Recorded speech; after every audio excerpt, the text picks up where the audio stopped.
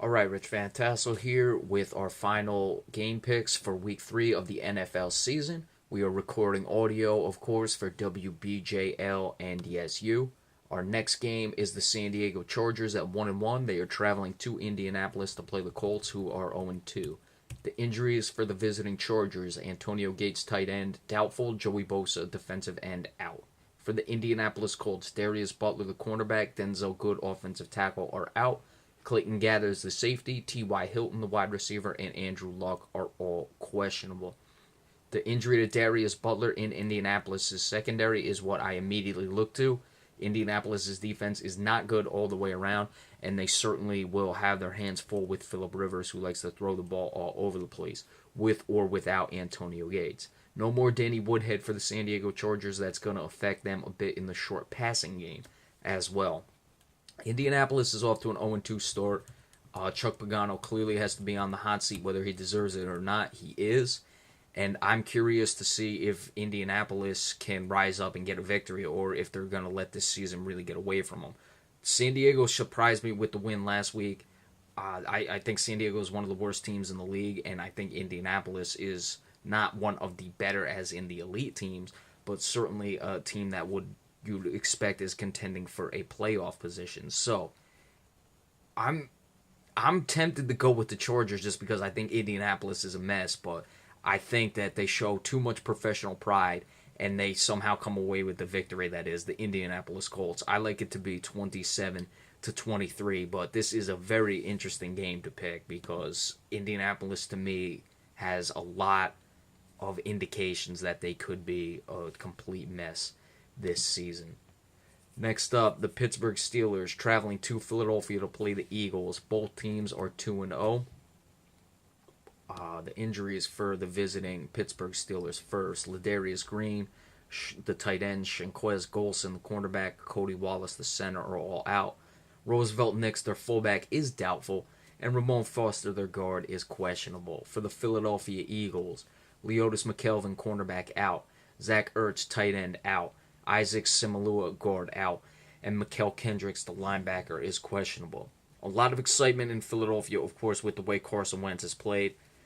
Let's temper that just a bit. He did go against Cleveland week 1, and the turnovers for Chicago really killed them and put Carson Wentz in a lot of good positions in that game to run away with that victory. Pittsburgh has looked very good. They, of course, beat up on Washington week 1, and they've just been rolling ever since then. So with this game, I would expect Pittsburgh is going to have no problems because Carson Wentz is going to come back to earth against the Pittsburgh Steelers defense, and I don't expect Pittsburgh to make the turnovers that would give Philadelphia a chance. Because remember, that game was really up in the air until Chicago, obviously Jay Cutler went out of the game, but the turnovers just killed the Chicago Bears. So I don't see Philadelphia being able to beat a competitive Pittsburgh team, even at home. I'm liking the score to be 34-20, as Pittsburgh is really clicking on all cylinders this season. And then our last game is the Sunday night game between the Dallas Cowboys and the Chicago Bears. The Dallas Cowboys are the home team. The injuries first for the visiting Chicago Bears. All listed as questionable: Tracy Porter, defensive back; Chris Krasinski, defensive back; Josh Shitten, guard; Will Sutton, defensive lineman; and Willie Young, the linebacker. For the Cowboys, of course, Tony Romo is out. Orlando Scandrick is questionable. Charles Tapper, the defensive end, out. Scandrick being the cornerback. Mark Nenchoza, the linebacker, doubtful. And Tyron Smith, the offensive tackle, questionable. I always expect questionables to go, but you look at Tyron Smith, one of the better, if not the best, left tackles in the league, especially with the rookie quarterback Dak Prescott of the Cowboys. That's going to be very important that Tyron Smith goes for him. Really, what this game comes down to is what Cowboys are you going to have. They're a better team than Chicago. It looks like Jay Cutler is going to play.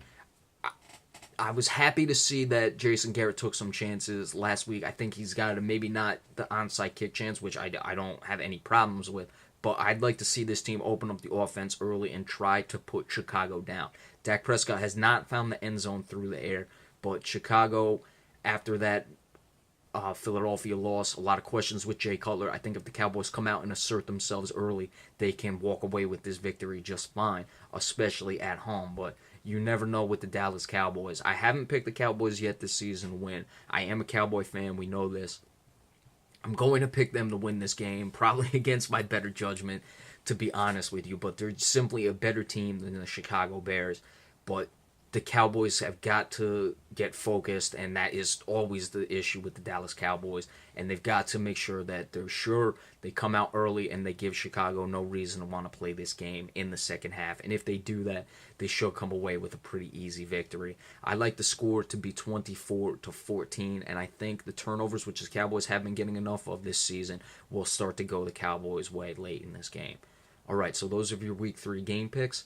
For Sunday, of course, Monday, we will come back and give you the preview of that game between the Saints and the Falcons, and we will give you some news on Adrian Peterson in just a little bit. Be sure to stay tuned for that. We'll see you all in a few minutes. Thank you all so much.